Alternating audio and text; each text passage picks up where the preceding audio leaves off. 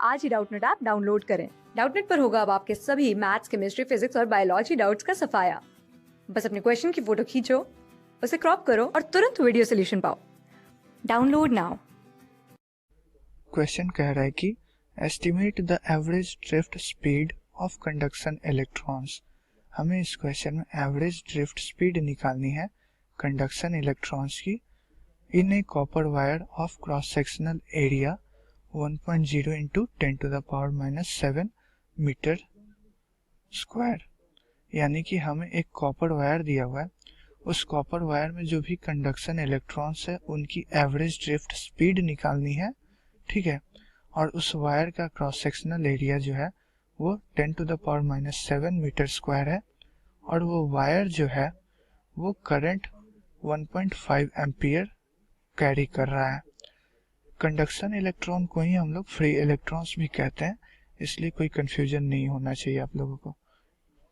Assume that each copper atom contributes roughly one conduction electron। हमें ये assume करना है कि हर एक कॉपर एटम जो है एक कंडक्शन इलेक्ट्रॉन सप्लाई करता है। The density of copper is इतना and its atomic mass is इतना। हमें डेंसिटी दी हुई है, ठीक है, और साथ में कॉपर की एटॉमिक मास भी दी हुई है और उसकी वैल्यू दी हुई है 63.5 EU। अब हमें बी में क्या करना है, compare the drift speed obtained with the speed of propagation of electric field along the conductor. मतलब कि हमें जो ड्रिफ्ट स्पीड निकला है पहले वाले पार्ट में, उसको हमें कंपेयर करना है speed of propagation of electric field. मतलब कि इलेक्ट्रिक फील्ड का जो प्रोपेगेटिंग स्पीड है उससे कंपैरिजन करना है, which causes the drift motion. जाहिर सी बात है, जो इलेक्ट्रिक फील्ड होती है वही तो ड्रिफ्ट मोशन को कॉज करता है। तो यही क्वेश्चन कह रहा है। तो हम इसके लिए सबसे पहले एवरेज ड्रिफ्ट स्पीड निकालने के लिए क्या फॉर्मूला लगाएंगे, I is equal to NEA VD। यहाँ पे VD जो है वो एवरेज ड्रिफ्ट स्पीड है, तो यहाँ से हम लोग लिख सकते हैं VD क्या हो जाएगा, I by NEA। E electron का चार्ज होता है, A जो होता है वो area of cross section of wire होता है, I जो होता है वो करंट होता है और N जो होता है वो होता है number of free electrons per unit volume. तो हमें अल्टीमेटली N पहले निकालना होगा, तभी हम लोग ड्रिफ्ट स्पीड निकाल सकते हैं। तो N निकालने के लिए हमें पता होना चाहिए कि 1 मीटर क्यूब में कितने फ्री इलेक्ट्रॉन्स है। तो अल्टीमेटली हमें 1 मीटर क्यूब में कितने एटम्स हैं वो पता होना चाहिए कॉपर का, क्योंकि यहाँ पे क्वेश्चन में क्या दिया हुआ है कि हर एक एटम जो है एक फ्री इलेक्ट्रॉन कंट्रीब्यूट कर रहा है।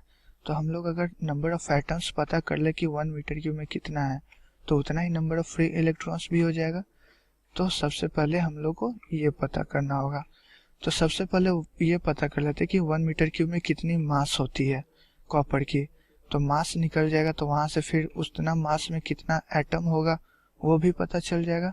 तो मास क्या हो जाएगा 1 मीटर क्यूब का, रो इंटू भी होता है मास, तो 1 मीटर क्यूब से मल्टीप्लाई करेंगे तो ये अल्टीमेटली हमारा कितना हो जाएगा 9 इंटू 10⁻³ kg।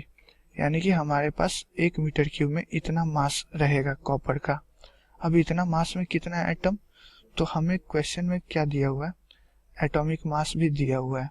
इसका मतलब क्या हुआ कि 63.5 ग्राम अगर रहेगा तो हमारा जो मास आएगा, सॉरी नंबर ऑफ एटम्स जो आएगा वो कितना आएगा 6.0 इंटू 10⁻23। 1 मोल एटम्स रहेगा हमारा 63.5 ग्राम्स में। तो यहाँ से हम लोग निकाल सकते हैं कि 9 इंटू 10⁻³ kg में कितना एटम्स होगा। तो ये हो जाएगा हमारा 6 इंटू 10⁻23 बाई 63.5 इंटू 9 इंटू 10⁻6। ये 6 क्यों किया, क्योंकि केजी को मैंने ग्राम में कन्वर्ट कर दिया, ठीक है।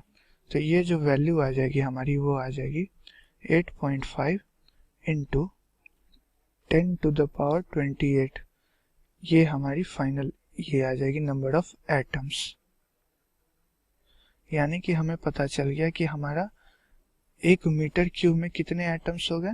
8.5 इंटू 10 टू द पावर 28। हमने इसके लिए क्या क्या किया था, शुरू से रिकॉल करता हूँ। सबसे पहले निकाला कि 1 मीटर क्यूब में कितना मास होता है, तो मास हमारा निकला 9 into 10 to the power 3 kg।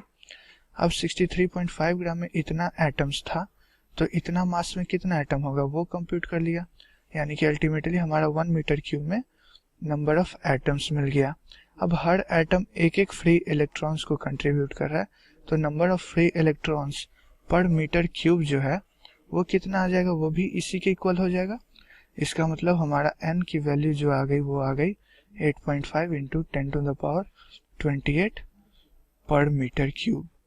अब हम लोग इस फॉर्मूला को अप्लाई कर सकते हैं, ठीक है। तो हम लोग लिख लेते हैं VD is equal to I by NEA, और ये I जो है वो कितनी हमें दी हुई है, वो दी हुई है यहाँ पे आप देख लो 1.5 एम्पियर। जो एरिया दिया हुआ है वो 10 to the power minus 7 metre square दिया हुआ है, और ये तो पता ही है 1.6 into 10 to the power minus 19।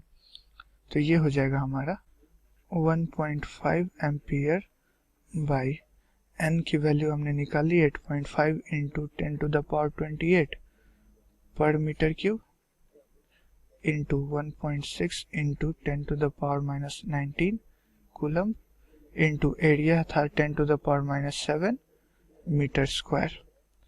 अब इसको आप सॉल्व कर लोगे तो ये फाइनल वैल्यू जो आएगी वो आ जाएगी हमारी 1.1 into 10 to the power minus 3 metre per second, ठीक है। तो हमारा final drift speed, average drift speed जो है वो आ गया। अब बी पार्ट क्वेश्चन का क्या कह रहा था, कंपेयर करने के लिए कह रहा था कि इलेक्ट्रिक फील्ड के प्रोपगेशन स्पीड से आप ड्रिफ्ट स्पीड को कंपेयर कीजिए।